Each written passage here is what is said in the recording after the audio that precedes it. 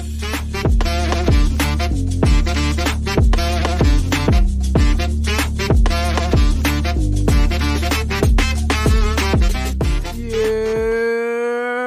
one of the NFL is in our rearview mirror now. What's up, everybody? Welcome back to Off the Bench. I'm Brandon Carney alongside Pat Gustafson. Pat, I'm confident this show could go 6 hours if we wanted it to. Yeah, we're going to try and pack everything we can. We're going to have to be as succinct as possible here, but this is definitely one of the more robust agendas, you know. But we'll kind of figure it out. This will be a good indication of future weeks. You know, we'll figure out how we can get through these game recaps, I guess, without keeping you guys here forever. Yeah, I also think that, week one in particular lends itself to kind of going game by game. It's not necessarily something we'll have to do every week. We can narrow down to the bigger fantasy headlines. But for week one, it's a matter of which teams met expectations, which ones exceeded, which ones fell short. Pat, your team definitely exceeded. The Raiders are alone atop the AFC West. The funny thing was that they did in the sense that they won the game, but they didn't by the way they played. They were just mid as fuck. But I guess the Broncos were just this much more mid than they were, so that they sneaked it out. Like, there's a Chiefs fan I work with. I walk by and I'm like, I don't know, check the AFC West standings for me. And he goes, it's one game. I'm like, it may be the only one they get. So, like, might be the only time you could say this. Let's pump the brakes and enjoy this. Yeah, and then look, my Patriots put up a pretty nice fight there against the Eagles. I think if the game didn't start so sloppily, I felt like the Patriots firmly outplayed Philly from basically the second quarter through the end of the game. But look, it is what it is. Got to clean up some of those mistakes. And Pat, as far as fantasy football is concerned, you and I both escaped week one with a win. So we are on a collision course for each other. Eventually, maybe we'll match up undefeated. Who knows? But feeling pretty good about my team overall. Justin Fields maybe the only not as bright spot, but we will get to that, Pat. Let's just go game by game here. First, let's just get something big picture here out into the world. So week one, unquestionably weird. It was just very low scoring. As Scott Hansen pointed out on Red Zone, there were more touchdowns in the late window of games, which included only 5 games, than there were in the early window of 8 games. And then I believe the total touchdowns for week one this year, it was like 62 or so, 60, because I was listening to Fantasy Footballers and they said 59, and that was before Monday Night Football was played. So somewhere low 60s. The year before, it was in the 70s, and then the year before that, it was 88 touchdowns were scored in week one. So definitely on the lower side. If your fantasy team underperformed, this is a contributing factor for sure. Absolutely, and like I was talking to some people, but saying like which teams like truly looked good this week, and like there were probably only like 3. Yeah, like that you could truly say like San Francisco, Miami. I guess Detroit you would probably put next in that list of teams that looked like actually good. But, I mean, hey, half the league won their games. But like you said, there is something interesting fantasy-wise in all of these matchups. But the thing, I guess a disclaimer is that, like, these things are all going to change, too. Like, so many things that we're going to talk about this week. We're going to say this guy's the RB1. Week 5 could be completely different. So, like, especially, like, with your waivers clearing tonight, don't go crazy. I guess we'll talk about some of those guys as we get there. But, like, don't go crazy, especially if you have, like, fab money. Don't blow your load on week 1 here, folks.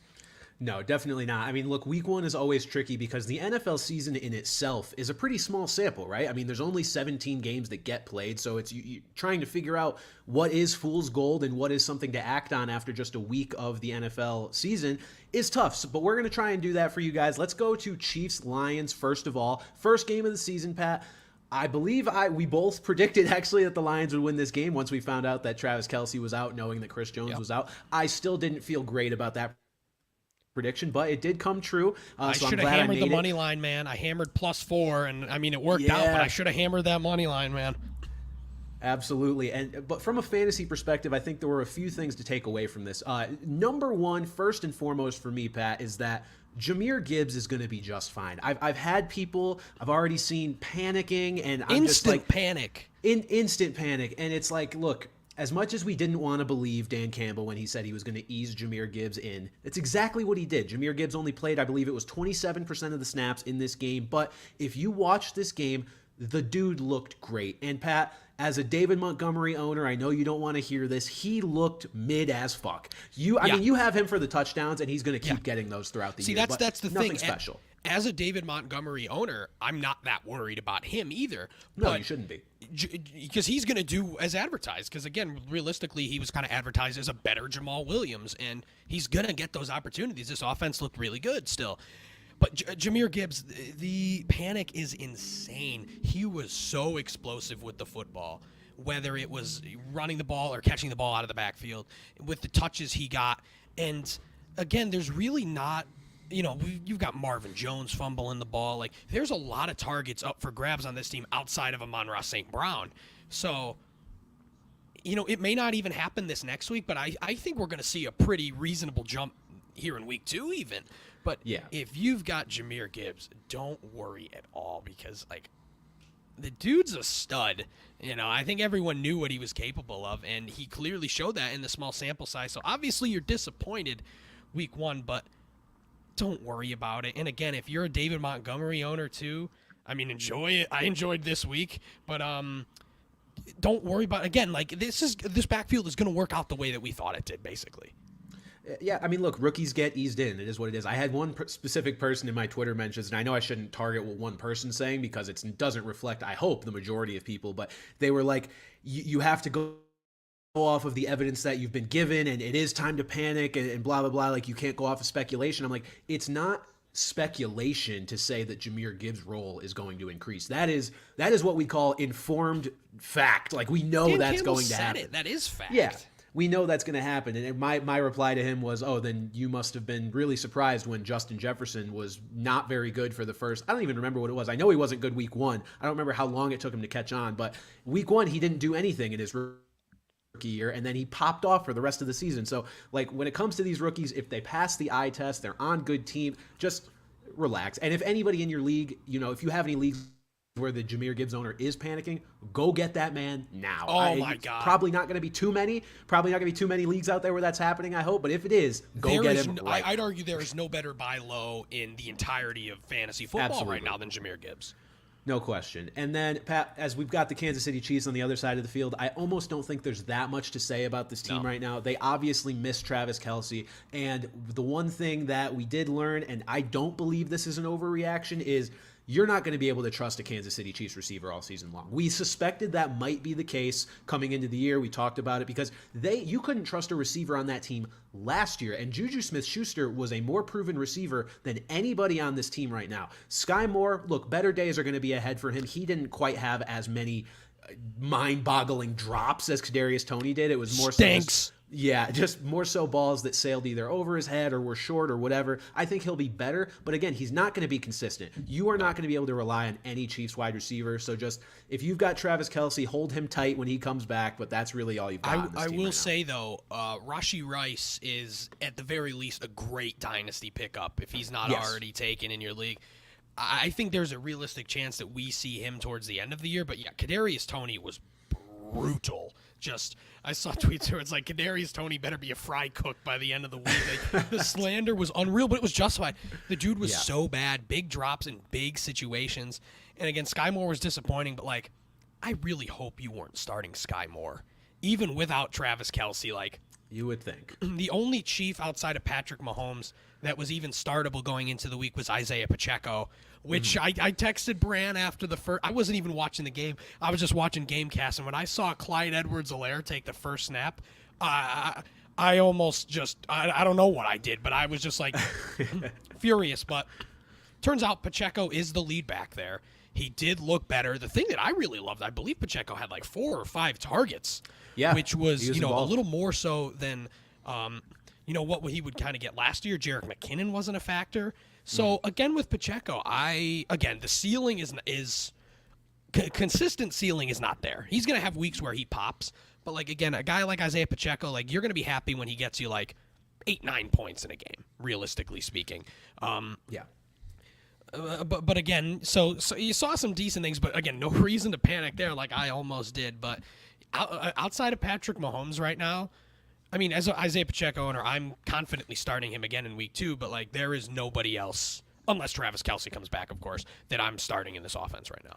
No, definitely not. The Chiefs showed how much they miss Travis Kelce in week 1. We'll see if we get him back for week 2. Pat, we kind of got I don't think there's really any rhyme or reason to the way these games are ordered. I think I ordered the games on our little show sheet here and just how interesting I found And then I just but, went and started throwing them in. So yeah, just kind of threw stuff in. But either way, we're going to get through every game. Next up, we've got the Bengals and the Browns. So this one, I think probably the biggest shocker of the week. The Bengals, I don't know if they missed the bus or what happened, but they did not show up for this game. Now, granted, the weather was bad. You know, even the Browns didn't play very well either, but they put up 24 points. The Bengals put up 3. Joe Burrow and his receivers did nothing. A terrible T. Higgins literally did nothing. T. Higgins was out there getting cardio. Like they, by far the worst performance of the week. Even of course, it's the worst performance compared to their expectation, but just in general. Just looking at it, if you didn't know anything about any of the teams and you're just basing it on performance, they were the worst team in week 1 by a considerable amount. They were miserable. But I guess we're going to say this again, but like, they're going to be fine. You know, it just sucks if you have them. This guy, same guy in our league has Burrow and T. Higgins. He didn't win this week. Mr. Diggs, if you're listening, I don't think he's listening today, but But yeah, so, I would not worry about the Bengals, but God, was that tough to watch, man. Like, and like you said, the Browns was kind of not great to watch either, but I will say one thing that I did like from what I saw there was Elijah Moore's involvement there. He was running routes on 80% of plays there, so... And a guy who didn't perform well, so you could buy really low on him. You may be able to pick him off waivers, if anything, too. So, but yikes. Yeah, a game that it's tough to draw any conclusions from because, Joe Burrow, look, I don't know if this is just what he does in week 1 now or he's awful because last year he did the same thing. He threw 4 picks against the Steelers, and he didn't play in the preseason last year either. So this is kind of a theme. It seems like Joe Burrow's kind of using week 1 as almost a preseason game and getting warmed up here. Look, you should not be worried about Joe Burrow. You should not be worried about Jamar Chase. This whole team is going to give you the same stuff that they've been giving you for the last 2 or 3 seasons. Like, do not worry about it. And if you look at the Browns, it's like, I guess the biggest bright spot other than like Nick Chubb, who just did what we all expect him to do. Deshaun moved it a little bit with his legs, but even he... And again, we don't know if he's any good either, but he didn't do anything statistically through the air that blew you away either. He had like 151 yards passing. So I think the rain really dampened this. It reminds me of a lesser version of the Niners-Bears game to open last year where you almost just can't take anything away from it and you kind of just have to wait until next year. Next week, the only thing you can take away from it is like usage for players. But again, the only guy you already touched on, Elijah Moore, that was the only one with question usage anyway. Like that was the only one we were waiting for an answer on. Everybody else, we know what they're going to do. So in the other thing is, guys, don't look exclusively at the box score. No. Because like you'll see here that Jerome Ford played almost 50% of the snaps. Those were all in garbage time. Like there are going to be multiple cases this week of running backs getting comparable stats to their snaps to their starters. But you've got to look at the game script there, and that's the same thing. Nick Chubb looked good though. Again, he was also involved more in the passing game a bit. So yes. And that was his whole selling point this year was like, hey, this is going to be the same Nick Chubb who arguably may be the best pure runner in the game with more passing upside. So I think that's trending in the right direction too. Absolutely. The only concern here coming out of this game for the Browns, I would say, is Jack Conklin is going to miss the season with a torn ACL, the Browns' star left tackle. Yeah. So that is going to be a big knock for them. Look, as a Nick Chubb owner, am I thrilled about this? No, and sorry, I said left tackle, right tackle. Am I thrilled about this? No, but it's Nick Chubb. He's going to be just fine. It's a nick to his value, but don't worry too much about it. I didn't even mean to do that. Okay, I swear. Okay, Dolphins Chargers. Pat, you are a Tyreek Hill owner. Oh my! How are we feeling about that right now, dude? I could not feel better about it. The dude is just so good. He is a matchup nightmare somehow. Just despite not being any kind of even like in that catch in the end zone, which Tua just like. Almost basically just walked up there and handed him the ball. That was an amazing throw. The throw to get them down the field and then the throw in the end zone were both just dots. But that's who I'm more impressed with, honestly, is Tua. Yeah. He was my quarterback on Pat's Pals team. And, outside, he looked great. he was one of the better performances in week 1. It seems like I was reading some stuff, I think it was from Stefania Bell, just about like his mobility after the hip surgery, and that he looked more mobile. He had that great throw on the run to Tyreek there. I was all in on this Dolphins offense heading into the year, and I am, more than I was before. I would say I am further in on them. I love Tyreek Hill. I think, again, not to make a crazy reaction because I don't want to jinx the guy, but I think there's a realistic chance that he could end the year as the number 1 wide receiver, even over Justin Jefferson.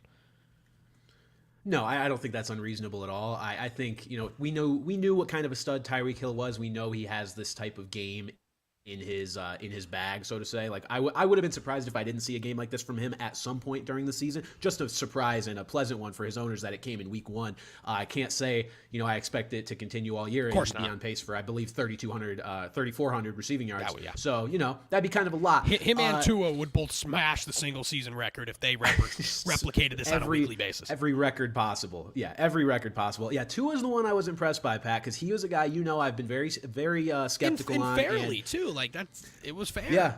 But he's one of the most accurate passers in the NFL. I still don't know that I'm like super sold on his I guess creativity and just be able to make something out of nothing. But like you don't need to do that when you have Tyreek Hill and Jalen Waddle as your receivers. Like as much as I want to penalize him in my head and in my rankings for having those guys as his receivers, like he uses them maybe as well as any quarterback in the league could. That's the thing. He steers the ship. Use them. Yeah, he steers the ship just incredibly well. So Tua is a guy that I think, fantasy owners, unless you are in the worst of matchups defensively, you could probably throw Tua out there and feel pretty good about it just because the receivers he's got, he's going to make it work. And again, another facepalm of just Savon Ahmed taking the first carry out of that backfield as well. But did he? I didn't know he took the first carry. It was in the first drive. I saw most was out there a lot. Okay. So yeah. Okay. Yeah. But Savon Ahmed. Again, that backfield is still just Mike McDaniel is basically just like Kyle Shanahan light, who is the who is the descendant of his father, who was the ultimate running back troll. So just take it all with a pinch of salt. Doesn't matter. Yeah, absolutely. And then, Pat, on the Chargers side, look, Justin Herbert was okay, but Austin Eckler is still Austin Eckler. The only concern with him now is he's dealing with an ankle injury, so we will have to monitor his status heading into week 2. And Josh Kelly looked really good. Must add.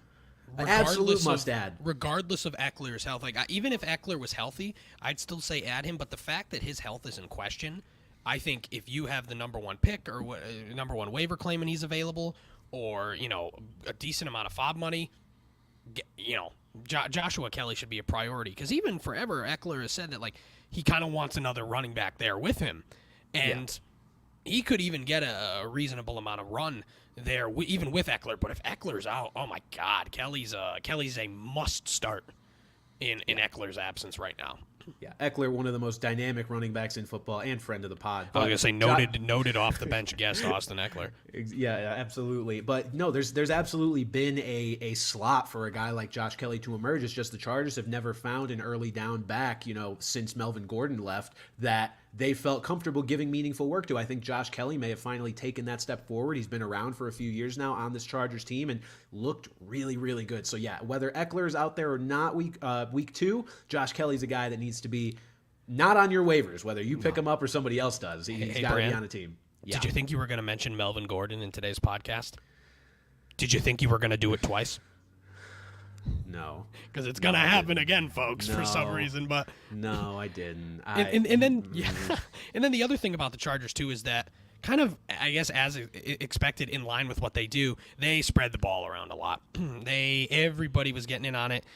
Keenan Allen really looked the best.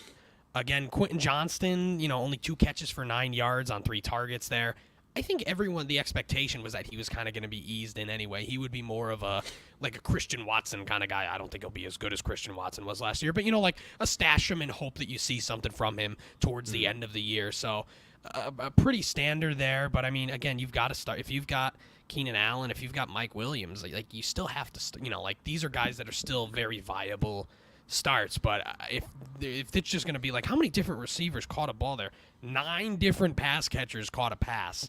So that's a lot. Again, we talked about Gerald Everett.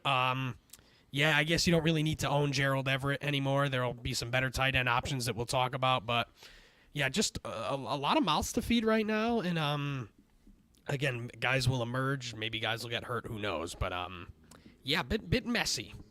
Yeah, overall, though, that game was everything we wanted it to be. I mean, 36 to 34. The over-under, I believe, was at like 49.5 or 50, and it zoomed past that. So absolutely great game there. Just a note, too, on just the quarterback's big picture. So Justin Herbert ended up finishing with like 20 or so fantasy points, but he was really the only one out of the highly drafted quarterbacks that did what you expect. I mean, Trevor Lawrence wasn't bad either, but the overarching theme of week one is don't panic if you drafted a stud quarterback, quote unquote, and they didn't do very well week one, because you are not alone. Like, it was obviously Mahomes did well on Thursday, but even he didn't crack the 20-point mark because Kelsey wasn't out there and his receivers have stone hands. Like, so many quarterbacks were just not good week one. Justin Herbert saved his fantasy day with a rushing touchdown. That was how he managed to get past the 20-point mark. But just in general, don't panic on the quarterbacks. Better days are ahead. But Pat, Texans-Ravens. So I actually watched most of this game alongside Red Zone because my girlfriend is a Texans fan, so we kind of wanted to see what CJ Stroud was up to. Yeah, me too. We wanted to see what CJ Stroud was up to. I was curious about Nico Collins, as I am an investor in him in fantasy. I also wanted to see what the new look Ravens would look like. Pat, the new look Ravens look pretty like fucking bad. Yeah. They looked real bad. Look, I know Mark Andrews was missing. There was really only one bright spot on this Ravens team in week one, and it was Zay Flowers, who had a 98% target share, I think. I'm kidding. But it was like, what was it, 46%? That's unheard of. It's unheard of for any player, let alone a rookie in his first ever game. By the way, folks, a lot of this, the Fantasy Life, Matthew Berry's Fantasy Life, they have a utilization chart, and it is fantastic. Absolute great information. And looking at it right now, he ran 93% of routes, and holy shit, he had a 50% target share. I told you. No, it was unreasonably high. Well, unfortunately, Isaiah Likely was a non-factor. Was a complete non-factor, much to my dismay there, because he was basically like a plug and play. Like, I picked him up thinking, like, if Andrews doesn't play, I'm going to play him, and it's going to be great, because he had great numbers with him last year. Well, I mean, numbers in Andrews' absence last year. When Andrews was but out, yeah. It was just a bad day for that offense. There were more targets. Honestly, like, if Andrews misses this week again, which, it didn't seem like he was going to miss last week, I'm fine with running back Isaiah Likely. Like, I think that would not be the worst thing to do. But, yeah, Zay Flowers looked fantastic. And, one of a late-round dart. I took a lot of late-round darts on Rashad Bateman. He will be taking late-round trips to waivers in all of those because it seems that he is probably the number 3 wide receiver in addition to a returning Mark Andrews. Yeah, and I will say one thing about the Ravens' struggles other than Zay Flowers is I don't think this Texans defense is bad. Look, you've got D'Amico Ryans there as a head coach. Man. He's there coming out of San Francisco, known for their defense, brought a few pieces with him. I don't think they're that bad. I mean, Field Yates called it before the season. He said this was going to be, I believe, a top 10 unit this season, and I just don't go in or don't come out of this game with your reaction being, oh my God, the new look Ravens couldn't do anything against the Texans. Like, what? The Texans may be at least a top half of the. They're at least not going to be a rollover and die defense like they've been in the past. Exactly. So when you combine, it's week one, there may be some rust. Their best weapon wasn't out there, and the Texans D might actually be good. I wouldn't panic about the Ravens. Unfortunately, the biggest headline to come from the Ravens in this game was J.K. Dobbins going down with a torn Achilles. Pat, it sucks to say J.K. Dobbins, as we know him, is probably done here. Second major injury. Achilles are harder to come back from.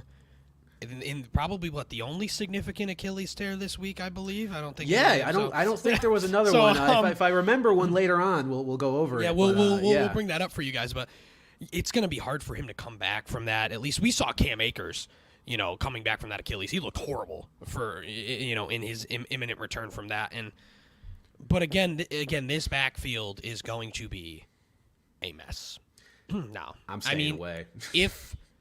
if I have to pick someone, which I am not, I'm really not going to, if I'm not using valuable, capital on waivers, but I would have Justice Hill out of the 3 guys because one. He was getting the goal line carries over a guy like Gus Edwards, who has exclusively been a short yardage guy in his career. Gus Edwards has not caught a pass in the NFL in 3 years. The dude is useless in passing down situations.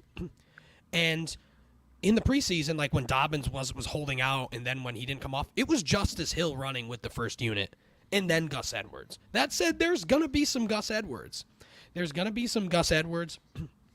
But, like, if you need someone to, like, start, like, that was my first thought was, like, when Dobbins got hurt, I have the first waiver claim in our league. I'm like, oh, Justice Hill, great. And then as the game went on, I was like, like, I'm not going to do that. But that said, like, I think Justice Hill is worth an ad. I guess Gus Edwards is worth an ad, but I wouldn't use any kind of even less valuable things. Like I heard someone today say that they would use more fab money on Melvin Gordon than they would on Gus Edwards. There's Melvin Gordon again. That's such a funny John Harbaugh quote. It's like, we don't need to add a running back. Why do you think we have Melvin Gordon? Right. Yeah, they're all set. But yeah, I mean, if you're expecting there to be a consistent, prominent guy in this backfield in terms of fantasy points, temper your expectations there. That's not going to happen. But again, like if you're really desperate, throw a dart at one of these guys. What happens if it doesn't work out? Drop him. But if I have to have one, I would go Justice Hill. I'll be honest, Pat. I think this backfield is mostly a stay away for me, but I would go Gus Edwards over Justice Hill. I hear what you're saying about the goal line usage. I mean, look, he did score 2 touchdowns in this game. But he looked awful, though, on like 8 for 9, right? Look, 8 carries for 9 yards. And here's the thing. I don't pretend to know what the Ravens are thinking as far as how they deploy their personnel. I find it hard to believe that they're going to consistently use 5'10", 200-pound Justice Hill on the goal line over 6'1", 238 pounds. Well, that's why I was shocked. That's in the how first it transpired place. in week 1. That's how it transpired in week 1. I'm just gonna bet on that being somewhat circumstantial, whatever the circumstances may have been in the Ravens coaching staff's mind, and assume that Gus Edwards will generally be getting those looks. But I really don't think you're gonna find a whole lot of value here. The value that you might find, and maybe I'm putting too much stock in this guy still, but would be if they brought in a guy like Kareem Hunt. I think he would probably get the most high value touches. But if they just have a Melvin Gordon or just a Kenyon Drake again or something, stop it. Just stay away from this. But speaking of those guys, like we have seen several underwhelming running backs do well in that backfield. Devontae Freeman, Latavius Murray, Gus Edwards, excuse me. Like we've seen guys do well in this system. In whether it's Greg Roman, whether it's Todd Monken, it's gonna. But again, it's just like there's just nobody that's gonna stand out. And the other thing about Gus Edwards, he's almost 29. Like he's not this spring chicken anymore. He's basically dead. Who's also had a significant ACL injury there. So, but moral of the story, it's so funny. There's something that we've talked about at such length. I would say just stay away from your starting lineup at least. But if you want to go and get some of these guys, obviously you might be really desperate. So, yeah, don't start Gus Edwards. He's casket shopping because he's dead. Okay, the Texans side of things. Look, Dameon Pierce was pretty underwhelming, but I would say I'm not super worried about him going forward from a usage perspective. I think the most surprising thing here was Robert Woods, and maybe it shouldn't be. It shouldn't have been. That's the thing. He's the highest paid receiver on this team. I think I was caught between, okay, is he there as like just a veteran presence who's not going to play super consistently, but crazy number of targets. Pat, I will say I was baffled to see the final box score and see that Nico Collins out-targeted him. Someone fucked up. There's it was no definitely way. Woods more early on. There was a lot of Robert Woods felt like at the onset. Robert Woods was targeted 25 times in this game. But anyway, what are you going to do from fantasy from this team? I feel like Robert Woods, look, if you're desperate in a PPR league, he's definitely on the radar because of just volume alone. I think it was encouraging for Nico Collins, though. I think the targets were there. And he's actually a touchdown threat, and he's actually, not going casket shopping with Gus Edwards like Robert Woods is, because they're both a million years old, apparently. I loved what I saw from Nico Collins, though. Same more targets than Robert Woods, granted by 1. Same number of catches, more production. And again, just a younger, better wide receiver. And again, there's a lot of there was not a lot like Dalton Schultz ran like almost 100%. He was out there all the time.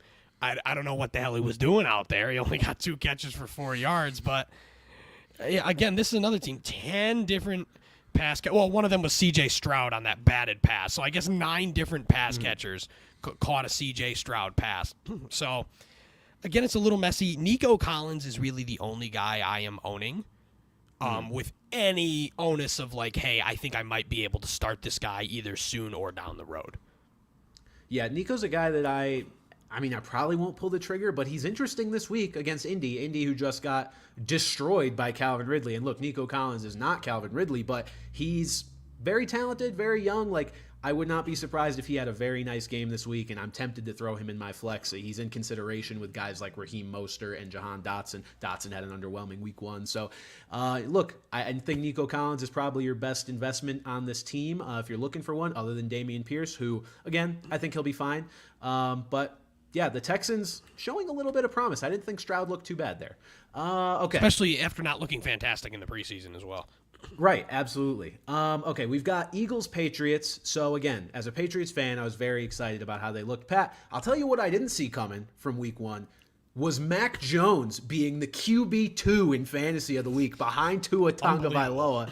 So Mac Jones QB2, 24 some odd points. Mac Jones facing Jalen Hurts, who was very underwhelming.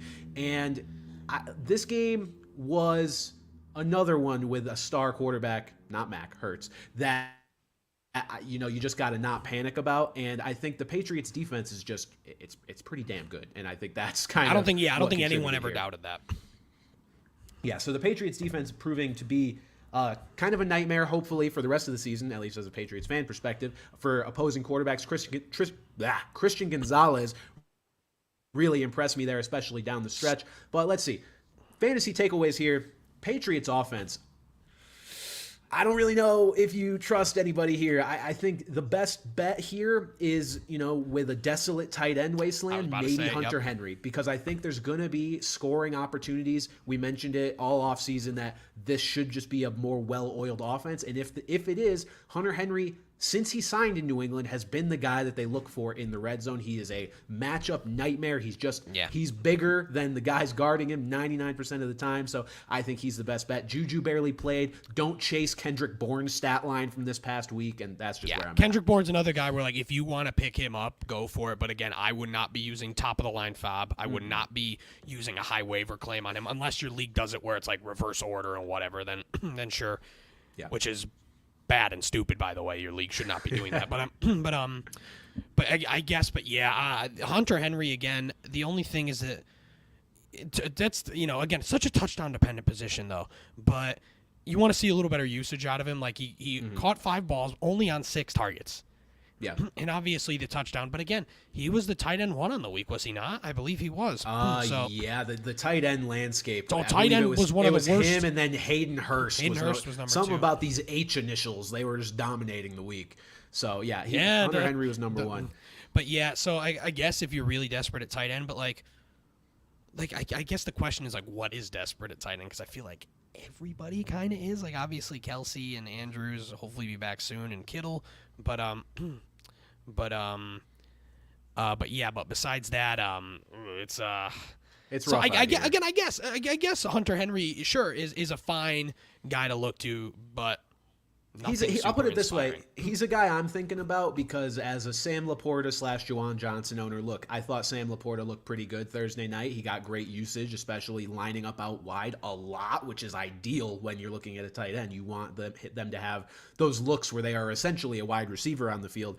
Juwan Johnson ended up with even fewer yards than Laporta. They were at like 39 and 36 respectively. So, look, Hunter Henry is going to be a zero risk. There's no question about it. But he's also as good of a touchdown bet as you're probably going to find outside of the elite tight end. So if you're willing to stomach that, Pat, we're in non-PPR. I got 3.9 from Laporta on what I thought was good usage. Is that really going to help me that much? I got 0.4 from Isaiah Likely. Yeah, so it's like if I can get a guy who might instantly get me 6, like that's tempting in a way. So the other takeaway I think for the Patriots was just how involved Ezekiel Elliott was. Ramondre Stevenson, kind of racked up some points there toward the end. Had a big screenplay that he took for a ton of yards.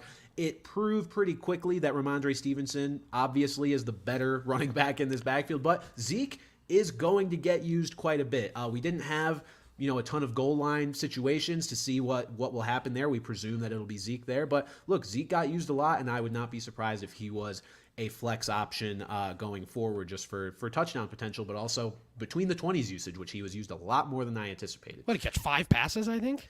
Yeah, he was used a lot, and I remember getting frustrated because I was like, he's so slow. Please put Ramondre. 5 catches, 14 yards, man. Use Ramondre or use Ty Montgomery. I don't care.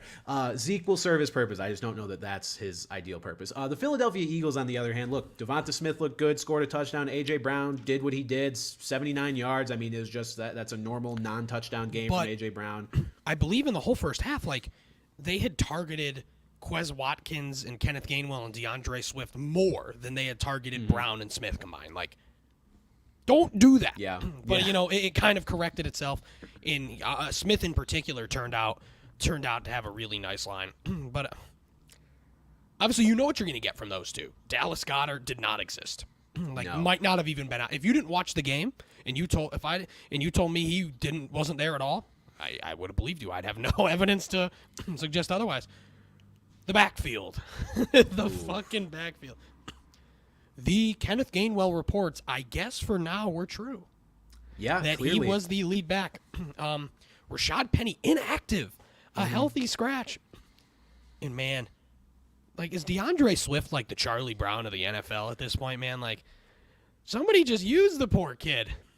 No, apparently they just refuse to use DeAndre Swift. For all the talk, and I mean, the Eagles put it out themselves, listing 4 guys as co-starters on their depth chart. One of them's inactive. One of them barely played. Like, I think Boston Scott, honestly, I don't remember seeing him on the field much, but I assume he had more touches than DeAndre Swift. Otherwise, it was just Kenneth Gainwell got literally every touch. Swift had 2 touches. Scott had 2 touches. Yeah, one carry each, 1 reception each. This was really dominant for Kenneth Gainwell then. I'll be very curious to see if this persists throughout the year or if the Penny inactive is like a game script, game plan specific type of call. I don't think it's going to last. I'll say it. I don't know. Kenneth Gainwell is nice if obviously fantasy football is a weekly game. You need to win on a weekly basis. And so right now your focus should be on winning next week. And Kenneth Gainwell will help you win next week most likely. I don't think he's a long-term play. I really don't, because at the end of the day, like, this guy's just not that good of a runner. Like, his yards after contact are bad. Like, he's just not. He's a good pass catcher, but, like, doesn't go out and put up these gaudy numbers. I think eventually, DeAndre Swift is going to incorporate himself more and more into this offense. And it still wouldn't shock me if Rashad Penny does. If you've got a really deep bench, hang on to him. Obviously, if you need that bench spot, especially like if he's inactive this next week, you can get rid of him. But I still wouldn't put it past him to be a factor because, like, he's at least the most talented that we've seen, at least from him in that backfield. And he's a healthy scratch over Boston Scott. But again, if you need a guy this coming week, like if you had J.K. Dobbins and you need someone to fill in for him in your starting lineup, I think Kenneth Gainwell is good, but just don't be surprised 6 weeks down the line if you're not happy about that investment you made in him. Yeah, I think that's fair. Look, put it this way: if Kenneth Gainwell is on your wire, he also should not be. I mean, of course, Lions, the Lions' share of touches in one of the best offenses in football, behind the best offensive line in football. So whatever. So Kenneth Gainwell, apparently the guy there. But look, if this is all the Eagles have in their backfield, if they don't like Rashad Penny enough to make him active, and Boston Scott's getting 2 touches, and they don't like DeAndre Swift, and Gainwell looks just kind of okay, he looked pretty good to start the game, but it was nothing groundbreaking. Wouldn't shock me if this was a team that again goes after Jonathan Taylor when that time comes. So. Who knows? That could happen. Keep your third eye open as far as that goes. Okay, Jags Colts. So Anthony Richardson was one of the bigger questions coming into this one. Pat, as far as fantasy is concerned, and honestly real life, I mean, the stat line isn't going to jump out at you. Fantasy-wise, he did great. One of the only quarterbacks to surpass 20 points in week 1. So if the rushing's going to be there, he's going to do well. You're going to get your fair share of rookie mistakes, no question about it. But he's going to have his Jameis Winston weeks where he'll have those weeks, but Jameis didn't have rushing upside to make up for it. Exactly. Yeah, I'm more in on him than I was to begin. Like I said, I had to draft him really in a 16-teamer, and I feel good about it. Like, I feel okay about it moving forward, but that was a very pleasant surprise. And speaking of just nasty-ass backfields, man, Deion Jackson did not look good. He fumbled twice. But again, the usage was promising. Evan Hull's on IR. Jake Funk is here to stay. Congrats, Jake Funk. And we'll see Zach Moss. But again, it's okay like if you own Deion Jackson, but don't put him in your starting lineup. Don't put Zach Moss in your starting lineup. Moss, with Zach Moss coming back, expected to come back this week, don't start either one. I would say, if you're shuffling bench spots and you have some guys that you drafted that didn't do anything week one, you want to get rid of them. Zach Moss is, again, a fine lottery ticket. Throw him on the bench, see what he does. But no, with him coming back, Deion Jackson not looking good, and Anthony Richardson just running a shit ton himself, stay away from this backfield unless you hate yourself. That's really all I can say. The Colts are going to be kind of a drought for fantasy value other than Anthony Richardson. I think he's just going to kind of take it all for himself. The Jags, on the other hand, not so much. There's value to go around. So Calvin Ridley, Pat, I'm very thrilled about this pick. I got him in the third round. The hype was absolutely real. I got this guy in the third round, and he is looking like he has, top 5 potential at his position. Playing with, Trevor Lawrence, an ascending quarterback, and Trevor looked pretty good too. The one thing to take away here is something that, again, the preseason kind of knocked at a little bit was Christian Kirk is probably not a fantasy asset anymore, unfortunately. He is a very good real-life asset, and should something happen to Calvin Ridley, yes, you'll probably see Christian Kirk's role change, and he'll go back to playing the outside a little bit, but he has been essentially relegated to slot work, and that's just not going to be a consistent fantasy producer for you. Obviously, he's out there whenever there are 3 wide receiver sets, and but Zay Jones looked pretty good. Evan Engram had a decent day. Again, but tight ends were so desolate. So Evan Engram, in comparison, had like an okay day. But yeah, it's tough for Christian Kirk, especially like we saw with the rapport that he had with Lawrence and how much Doug Peterson liked him, the money they paid him. But at the end of the day, he's just not as good as Calvin Ridley. So they're gonna lean on Calvin Ridley. And I just wanted to mention one other thing. Tank Bigsby. What the hell are you doing? So first of all, I'm a Lawrence owner and I'm a Tank Bigsby owner. Tank Bigsby was one of my lottery picks, and hoping that maybe he could emerge as something at some point this year. First off, the dude doinks a ball through his hands, interception, pick 6. So that made me really mad. And then the Lawrence fumble. The dude is just standing there holding the football, dancing around. The guy just. I'm just fortunate for that because it wasn't a Lawrence fumble, because that was at a point in the week where I'm like, I needed those 2 points. I'm like, don't you dare. And then he comes back in and gets a rushing touchdown. They still used him after that fact. It was Tank Bigsby's adventure, basically, was the whole game. It's not really relevant. It was just really fucking funny, especially considering how relevant Tank Bigsby is to at least me. And I guess on that line, Travis Etienne looked pretty good. We kind of been fading him a bit, but again, 18 carries, 77 yards, touchdown. Caught 5 passes. That's good stuff. That's good stuff you like to see. But again, despite his hilarious mistakes, you still saw Tank Bigsby get 7 carries, granted for 13 yards. But yeah, again, not a convincing win for the Jags, but they got the job done, and they looked pretty solid doing it. Yeah, and Tank Bigsby, just another guy who I think is a rookie that's going to get more and more involved as the season goes on. A hilarious start to week 1. I will not drop him. Do not drop Tank Bigsby yet. No, definitely not. Look, the Travis Etienne workload was great. I think it was something like 80% of the snaps he played, and Bigsby was just 20 or, took some of the remainder because I guess apparently Dearness Johnson and Jamal Agnew were in the backfield too. Whatever. Yeah, Jermichael Hasty was a healthy scratch as well. Good sign at the very least there for Tank. But, yeah, I think Tank's going to get more involved as the season goes on, and this is just a good offense that I want pieces of. So I like Tank, and I think eventually there will be room for both these guys to exist. And I would say don't overreact to Etienne's workload and think that workload is safe all year. I don't believe it is personally, but it's still encouraging, and he's not going to be a guy that disappears at any point, obviously. He's going to get plenty of work. And I guess tying it back into Kirk, he's not going to be what he is last year, at least. I'm not dropping Christian Kirk if I have him. Again, like you just said, this is a really good offense, and I want as many pieces as possible for now still. So don't drop him. Don't start him.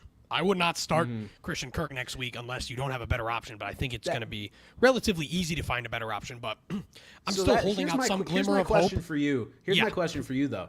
You say don't drop him, you say don't start him. Are those not literally the worst type of players to own all year? You're just kind of waiting.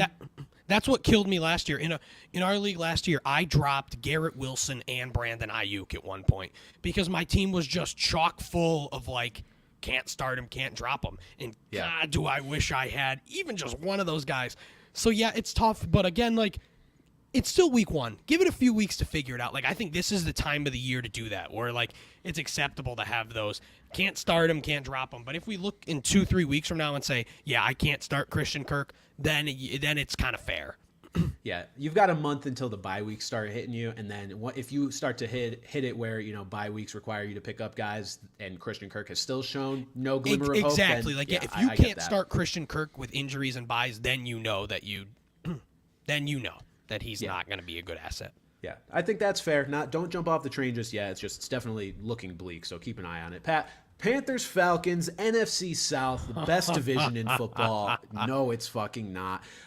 I mean, okay, let's start here with the Falcons and Arthur Smith's just absolute buffoonery. So I love him. I fucking hate this guy, Pat. I don't. Okay, first of all, let me say this first. I'm trying to organize my thoughts because I'm so heated about Arthur Smith and the Falcons in general. First, if you drafted a Falcons pass catcher, you deserve everything you get. I warned you all. This quarterback is not that good, and Arthur Smith is a fucking bozo when it comes to playing time. He emphasized this playing time buffoonery not only with his receivers, but in his backfield. Now, I will preface this by saying Bijan Robinson will be fine. I've got no problem with what he did in the backfield, but keep going. So here's the thing. I don't have a problem with it either necessarily because I think both Bijan and Algier are now going to have value. But I have a problem with how he invests draft picks. Like, oh, absolutely, 100%. You take a running back now. We've already been through this with Kyle Pitts. You take him 4th overall, highest drafted tight end ever, and you don't use him. Now you draft Bijan Robinson, and while he is going to be an electric player whenever he's on the field, he's going to be on the field a lot. To be out-carried by Tyler Algier in week 1, 15-10, and Algier was good with those carries. It's like, why? Look, I know Algier was good. I find it hard to make the argument that those carries, the 5 difference between those two, would not be better served going to Bijan Robinson. That's how I view it. But the takeaway here is Tyler Algier has value. That's the takeaway. And Kyle Pitts and Drake London do not. That is the takeaway here, is that not be like, oh my God, what the hell is going on with Bijan Robinson? I think this is going to be a legitimate backfield where there are going to be 2 guys that you can start every week. Again, when I start out, like I drafted Bijan in 2 leagues. I got Algier with him. I'm thinking about starting Algier this coming week, but I'm not setting it and forgetting it. But if we see this kind of output again, then sure. But I'm actually encouraged from what we saw from Bijan. He played a good amount of the snaps. He caught the ball well. He looked great. That move, he had 2 really just nasty moves on that touchdown catch and run. So I'm even less worried about Bijan than I am about Jahmyr Gibbs, and I think that him and Tyler Algier can coexist in both. And I still think Bijan can produce what, where was he getting picked as like wide receiver, running back 3 or 4. I think he can still produce that in spite of Tyler Algier. So as a Bijan, someone who's invested in Bijan, I really wasn't worried. And like, honestly, we'll talk about, just to say about Kyle Pitts though, the talent is so there, man. It's frustrating. It's frustrating because he had a nice long catch, and it was a great catch. It was a great catch, but again, only 4 targets, or 3 targets, I think even was the only thing. Yeah, 3 targets. 2 catches, 44 yards on 3 targets. And then I will say about Arthur Smith, the guy goes, leave it to the fantasy guys. Mm-hmm. My brother in Christ, if you thought that you could use anybody in this, if you thought, hey, we can do this with Jonnu Smith and Michael Pruitt, if you thought you could do it with Tyler Algier and Cordero Patterson, why did you use 3 straight top 10 picks on skill position players? Draft defensive players. Draft their linemen. Defense is still suspect.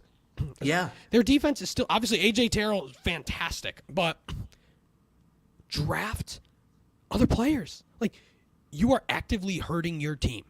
This is not the fantasy guys. You are actively hurting your team by drafting Kyle Pitts and Drake London and just not using them. They're two incredibly talented players, great prospects coming out of college that deserve to go as high as they did. And you don't use them. And then to just like say like, oh, just a fantasy guy thing. Like, stop it. Stop it. But like, notice I didn't say Bijan Robinson there because like I said, I don't have a problem with what he's done with Bijan Robinson. And again, this could be a case where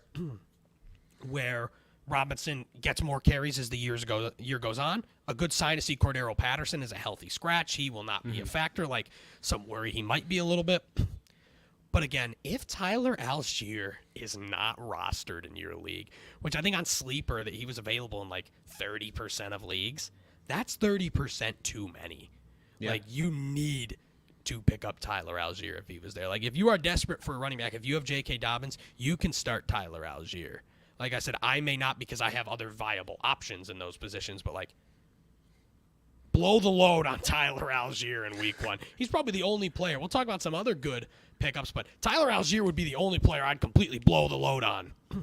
A word. And in week 1 here. No, I'm with you there. Add him to the list. Just to touch on Arthur Smith's leave it to the fantasy guys comment. Drake London's going to kill this guy if he only gets a target every game. Like, to act like this is only a concern of fantasy football players, it would be one thing if this was a Super Bowl contending team, because like then you could say, okay, you know, players make sacrifices to win, whatever. And yes, they won in week 1.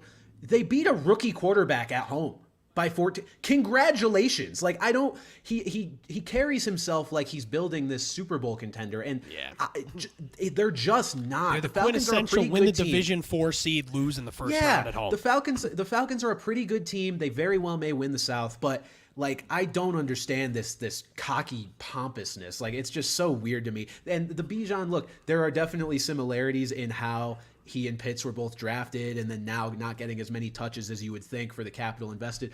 All I would say for Bijan is thank God he's a running back, because the ball is going to be in his hands, and then you can let the fact that he's super ridiculously talented, you know, lead him to fantasy points. Kyle Pitts can't help it. He needs somebody to throw him the ball first. Bijan is going to make plays with those touches. I'll say this about Bijan, and I said this, you know, in like leading up to drafts, was I didn't understand why he was going as like RB3 or RB2. I felt that he was more of a 6 or 7. This workload cements my opinion of him being 6 or 7, because I do think the ceiling is dampened quite a bit. I would be surprised if, and look, running backs are probably going to get hurt. It would be an even bigger surprise if all of Eckler, CMC, Saquon, if they all made it through all 17 games. That's just the nature of football. But let's say they do. It would be a shock to me if Bijan outpaced those guys in fantasy points with this workload. Yeah, but again, I wouldn't be surprised if the workload does go up a bit, especially with performance. Sure. But if one of these guys goes down, holy shit. The other one is going to fucking eat. Because all Arthur Smith wants to do is run. He doesn't want to do anything else. 25 carries. Ritter threw the ball 18 times. They carried the ball 26 times, and one of them was Ritter. Ritter ran one. So like, yeah, very weird. Arthur Smith is weird, but look, what we know they want to do is run the ball. If Algier's out there, go get him and avoid the pass catchers. Panthers side, don't have a lot to say. Hayden Hurst might be a decent pickup. He scored. Also threw Bryce Young's first touchdown into the fucking woods, but they got it back, so it's fine. I do like Hayden Hurst better than Hunter Henry, just from the, like, we talked about usage, we talked about the volume. If Bryce Young kind of gets into trouble, it seems like he's a good security blanket, more so than Adam Thielen, who people kind of thought would be in that position. And again, no DJ Chark this week. There's just not a lot of stuff. There's targets to go around there and not a ton of guys that are really clamoring for it. So, again, if you're desperate at tight end, which a lot of us are right now, I think Hayden Hurst is a really solid pickup. I actually picked him up and started him at like 12:45 on a hunch in a league, and I felt like a fucking genius after doing that. But yeah, besides that, I honestly have nothing to say really. Miles Sanders, 4 yards a carry, that's fine. We'll say that if he gets hurt, Chuba Hubbard is going to be a must-start guy, but again, that's a strict handcuff kind of deal. So, yeah. Is what it is. Rookie quarterback leading a team of sort of mediocre weapons. Maybe Jonathan Mingo develops into something down the line. Didn't do a lot week one. Pat, we probably got to start flying through a couple of these games that are less interesting as we approach an hour with maybe half the games covered. Rams Seahawks, I think, is a good one to kind of fly through because it's Puka season, and I mentioned him last week. I said if you were gonna go after any Rams receiver to take a shot on the guy that was getting all of the preseason hype and see if it materialized, and it materialized to 15 targets. So absolutely in contention to be a number one waiver claim. Less excited about Tutu Atwell, but Puka's gonna be a guy for like a month. See, even if Cooper Kupp comes back, who's to say that Puka just won't be the wide receiver 2, who we've seen in the past with a guy like Robert Woods. The wide receiver 2 has some value here. But again, Kupp's out for 3 more weeks. This seems ominous. He's going to see specialists. Like, this could be longer. I have the number 1 wide receiver claim in our league, and I have Tyreek Hill, Stephon Diggs, Devontae Smith, and Chris Godwin. I am still using the number 1 claim on Puka Nacua just so somebody else can't have him. Like this. Can I have him? The volume, we'll be in talks. But the volume will be great, and whether or not Kupp comes back. But I see Tutu Atwell is a guy. Pick him up, sure, but don't start him.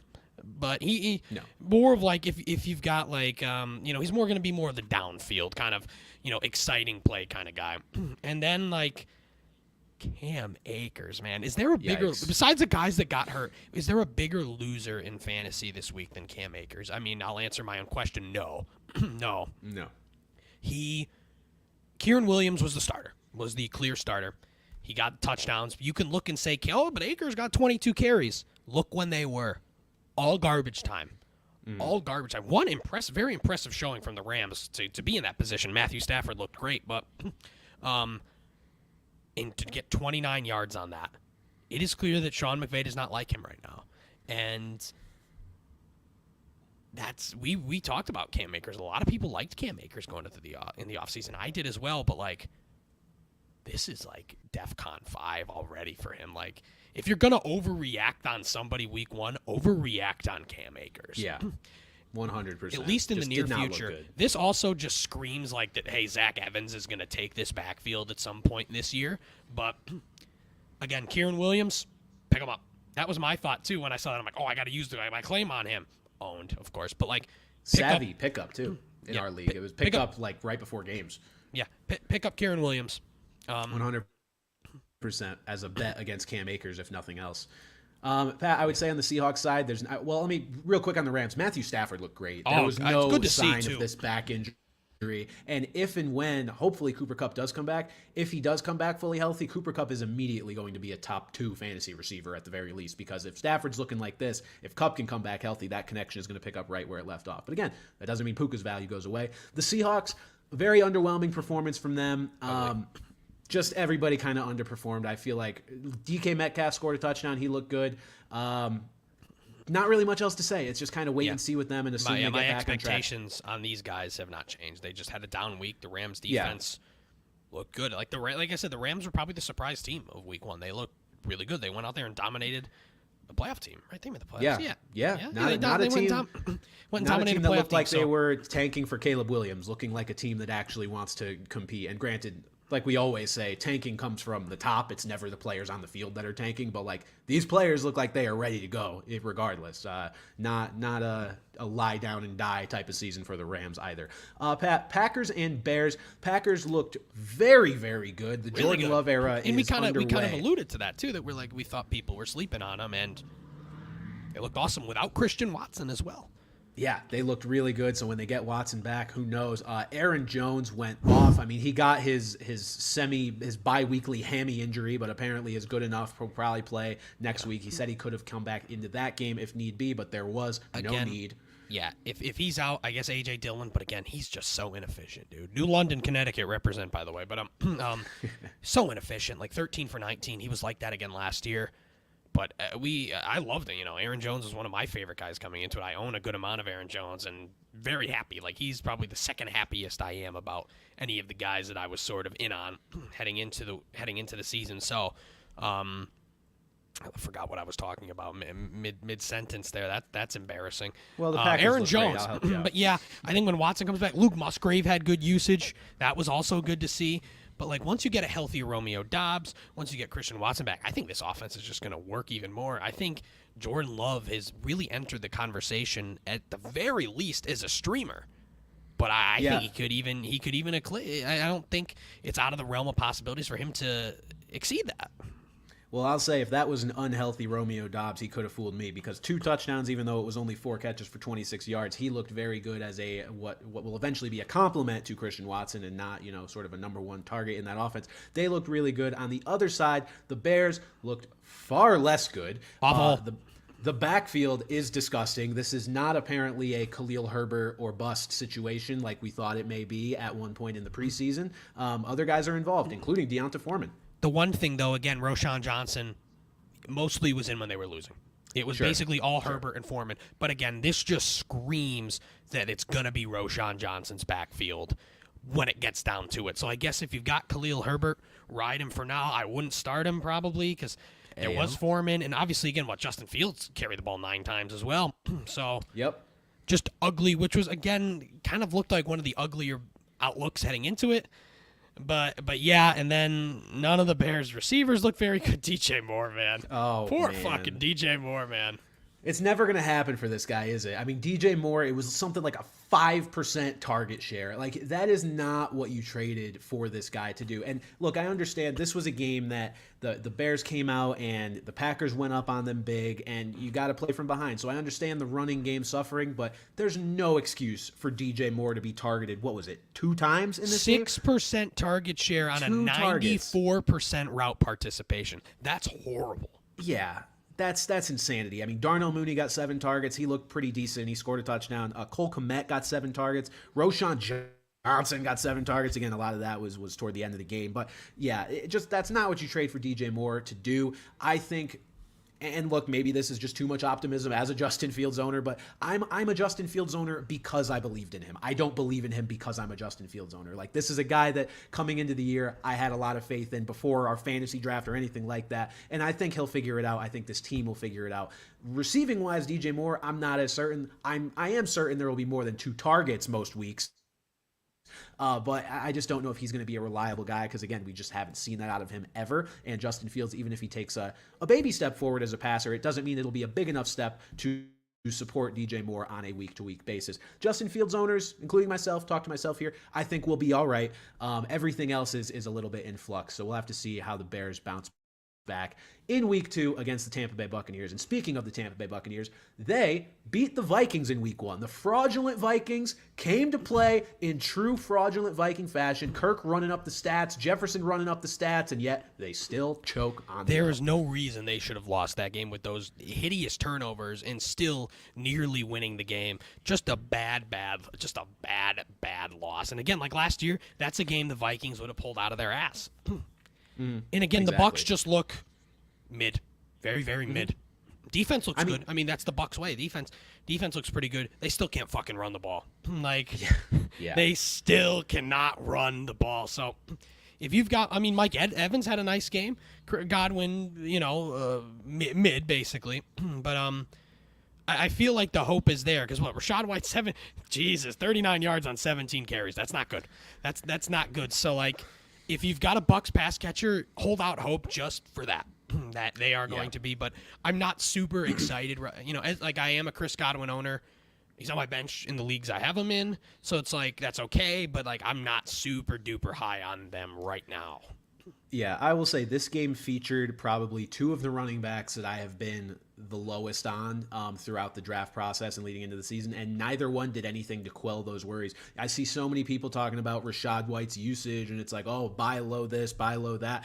If you don't do anything with your usage, you're not going to keep that usage all year. Exactly. That's why it's not a panic situation on Rachaad White because he very well may get another 17 carries next week and rip it for 120 yards and a touchdown. Exactly. I'm not saying he's cooked. I'm just saying for you to assume that this usage is a reason that he's a buy low and is definitely going to, bounce back. Like, Pat, I texted you that it might be a premature end to Sean Tucker's season. I've talked myself into keeping him for at least another week and seeing what happens, because I just don't believe that Rachaad White is all that good. I don't believe that Alexander Mattison is all that good, although he did end up scoring a touchdown, which is part of his appeal, right? Because there's just not a lot of guys in this backfield. Still going to be a good offense as well. So he's going to get opportunities, and that offense is definitely going to score more than the Tampa offense over the course of a season, we assume. I mean, and also, Jordan Addison looked good. Was very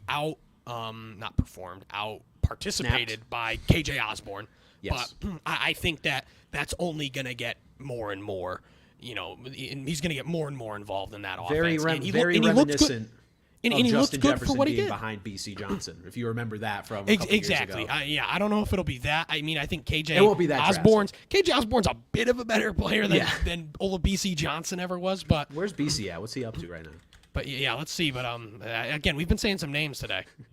B.C. Johnson, free agent, so he's probably working at a Cracker Barrel or something. Yeah, again, Hawkinson, 8 catches. That's fantastic on 9 targets. Didn't do anything with him. Story of the week for tight ends. But again, the Vikings, I do expect better weeks from them in the future, but this game was theirs for the taking, and they didn't fucking take it because they're the Vikings.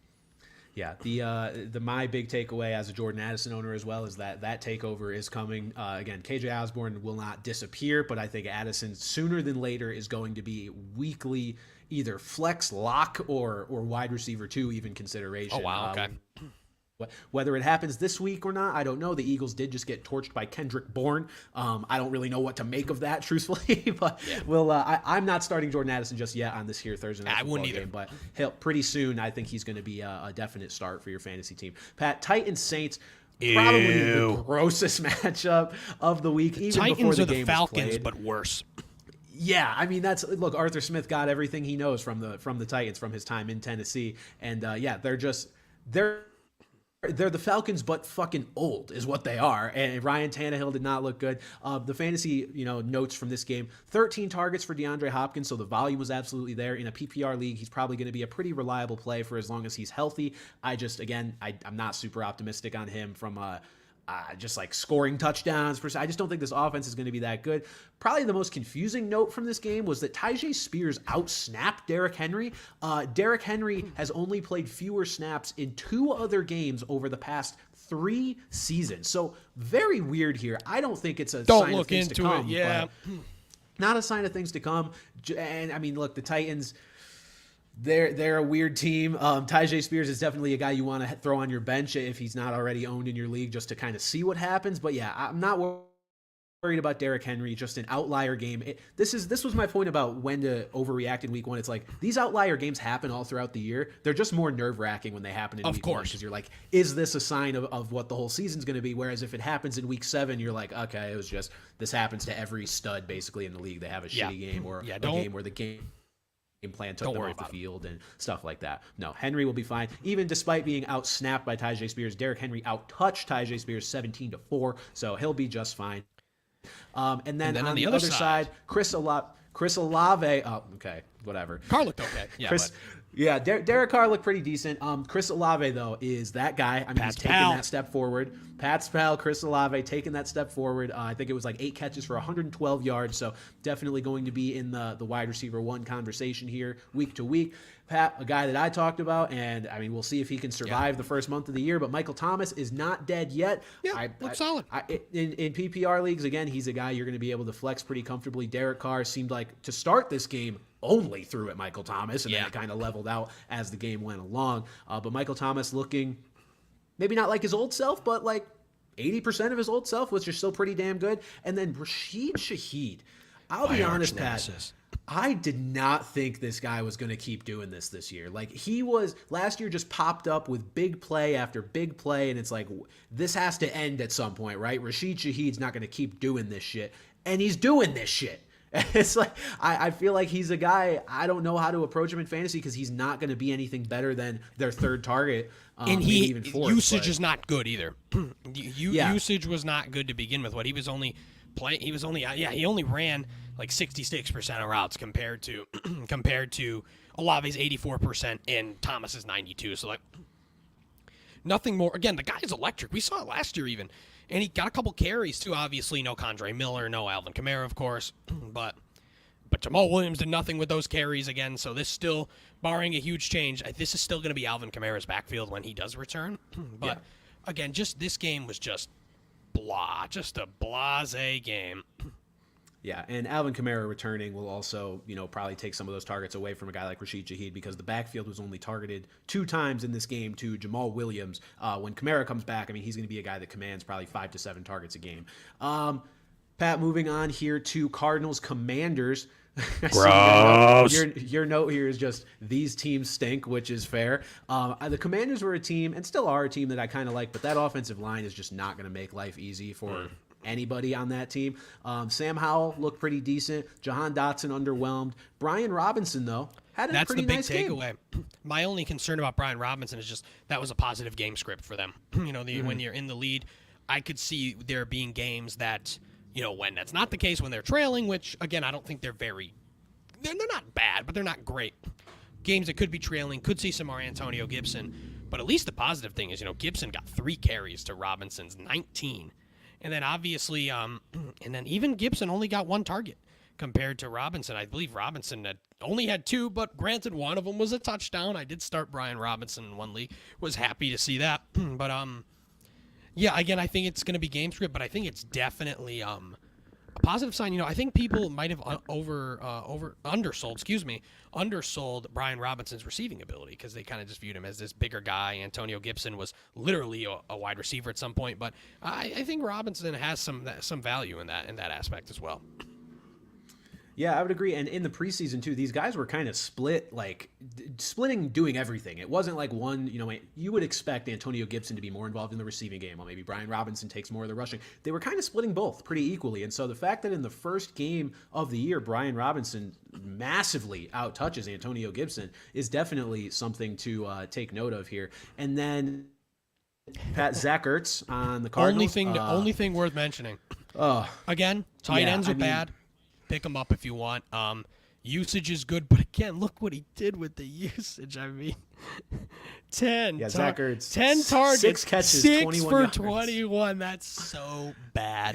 That is so bad. bad. And my boy Trey McBride was a little involved there too, but obviously Hollywood will be back as well. But no, he is back. Excuse me, he did play. Exactly. I forgot he played. That was how. But ugly offense, and I don't know if I want any pieces of that.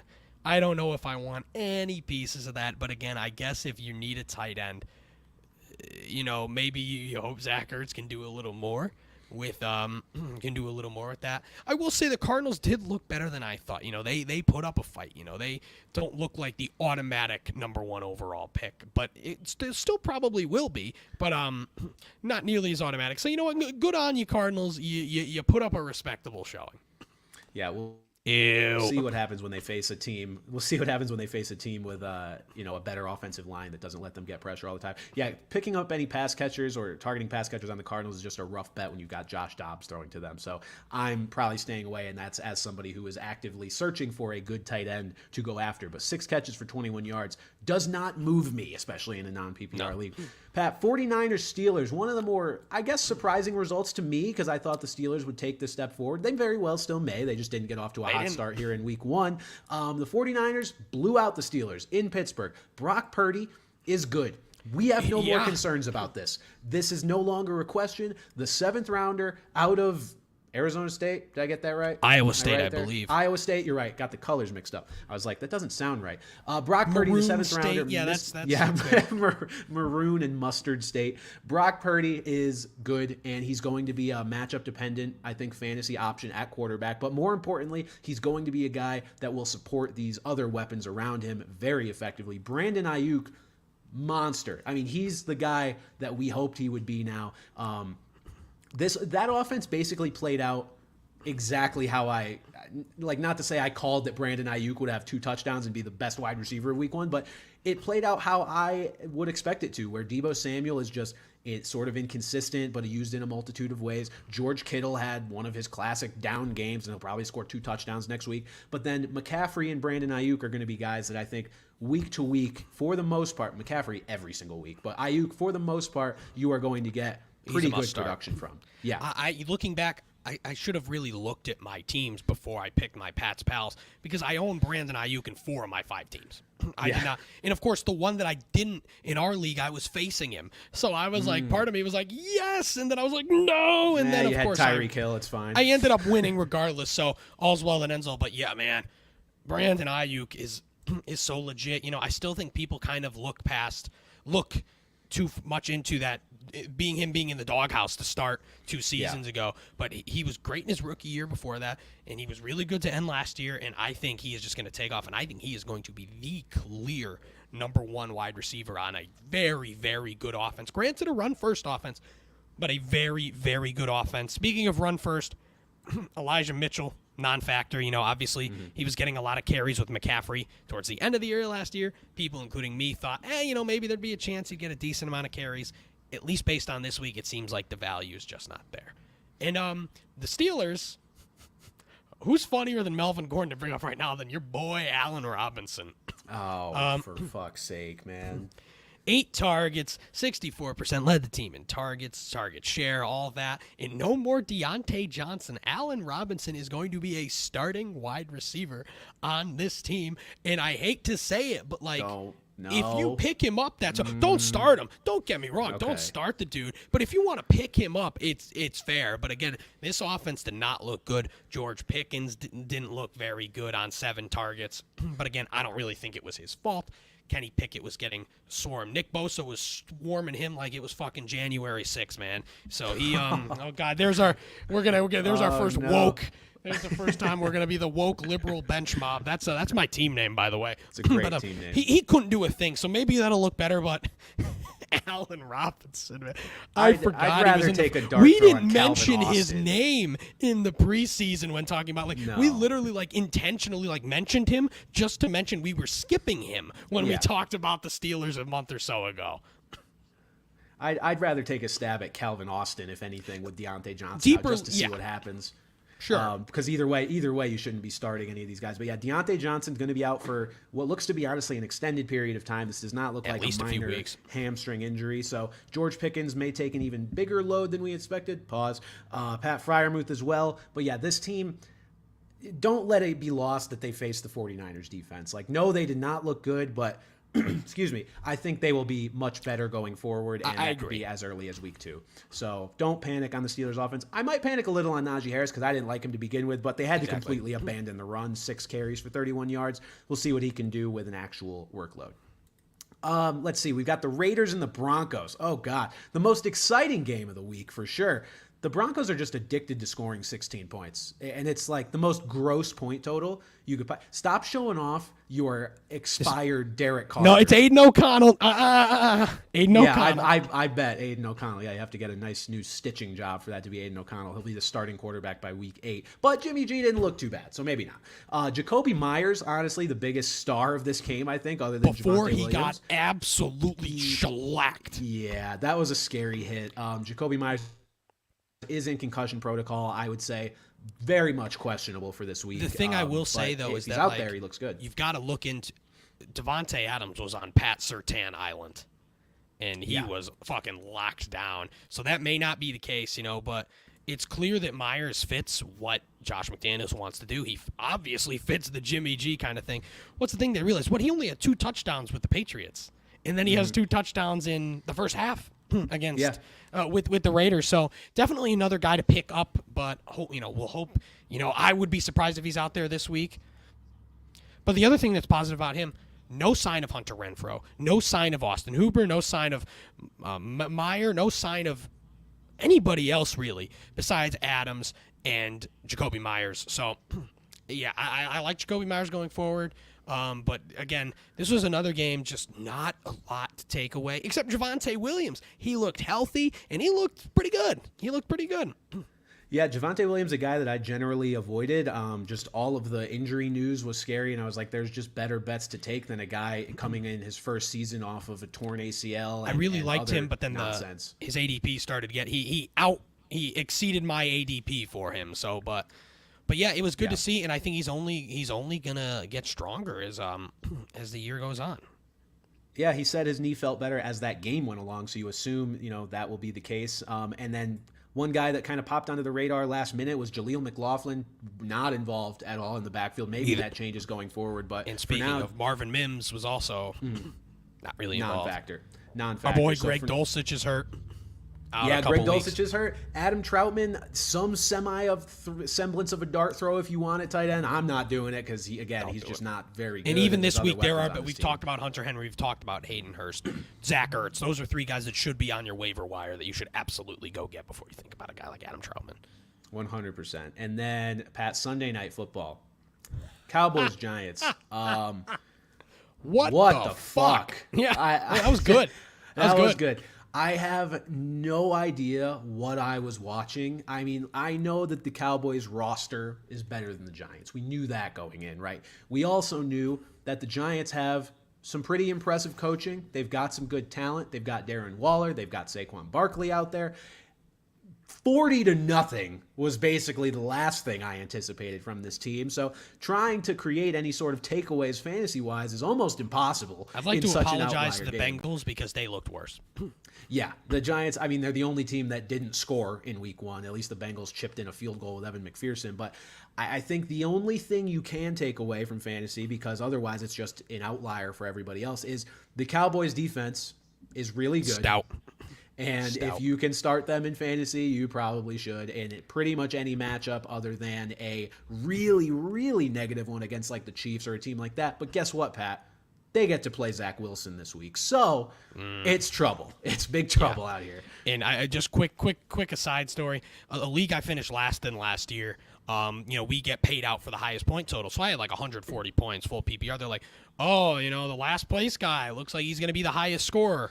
Not only was I not the highest scorer, I lost because of the Cowboys' defense. Oh, no. Not only do I not get the $15, I lost. That's the one league I lost in this week, too. So, but again, can't be too butthurt. Also, Pat's pal Tony Pollard looked great with the workload. Obviously, the game script was incredibly favorable. Obviously, then he did not play at all. It seems Rico Dowdle is the next guy in that backfield, but even if something were to happen to Tony Pollard, it seems like they would almost surely go out and add someone to that backfield.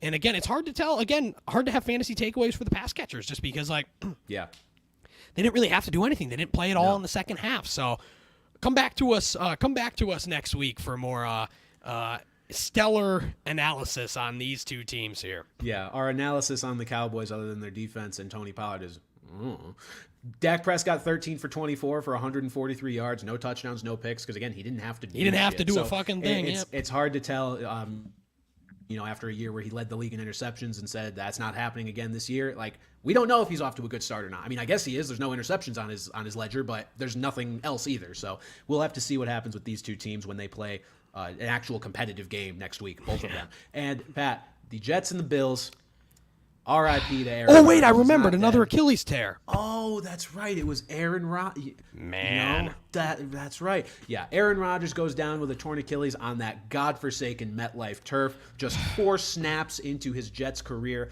And this very well may be a career ender, not just a season ender. I mean, the guy is 40 next year. It's not a good scene. And Pat, we mentioned, you talked about how is there any other bigger loser in week 1? Non-injury related for themselves than Cam Akers. I think Garrett Wilson's a really close second because Garrett Wilson now seemingly has to play all season with Zach Wilson. The Jets are exploring quarterback options, but Robert Saleh says it's for depth and that this is Zach Wilson's team. I don't think that's something he'd outright lie about.